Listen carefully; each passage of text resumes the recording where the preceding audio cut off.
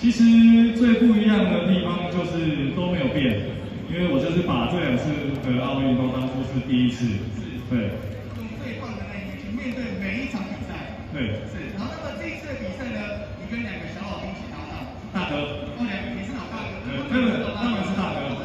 对。好，你跟2个你的大哥一路的过关斩将，杀到了金牌战。那你是怎么样跟这位2个老大哥一起来搭档，打出这么好的成绩？其实那时候我的状况不是到很好，所以都靠他们 carry 我。真的，这么前期，跟着他们的脚步走。但是看你在场上那个射箭很稳定的感觉，其实真的让我们所有在观看你比赛的国人都非常兴奋。那表示我演的蛮像的。谦虚了，对，真的是银牌的谦虚啊！掌声鼓励。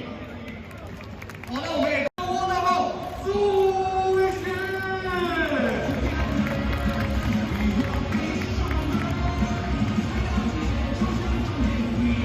好，现在请问你准备好了吗 ？OK， 剧本跟人由我变得非常棒，我们大家要睁大你的眼睛。3、2、1，请投出。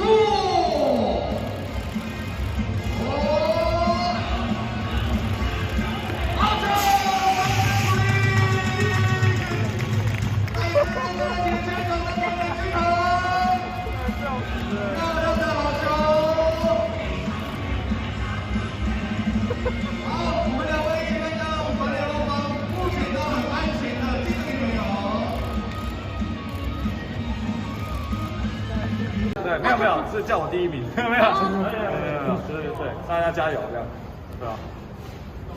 今天这样自己开球表现，自己觉得？我觉得就是别人给别人打了，我觉得自己打自己，我觉得可能都是会再原谅自己嘛。我觉得相信各位的，就是球迷们，对，可以为我打分数这样，对。那个上周汤包的开球，你有看过吗？有，他就是丢得很好，所以我造成我很大的压力。果然年轻人又不讲武德，年轻人对，不是年轻人就是不一样。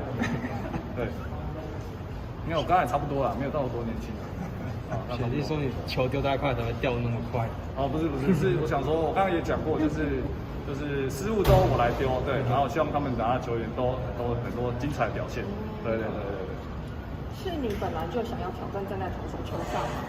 其实刚刚在练球的时候，也都会乱跑啊，然后他们就是朱哥，对，都会就是鼓励我说，就是你可以试试看，就是给我很多信心，对。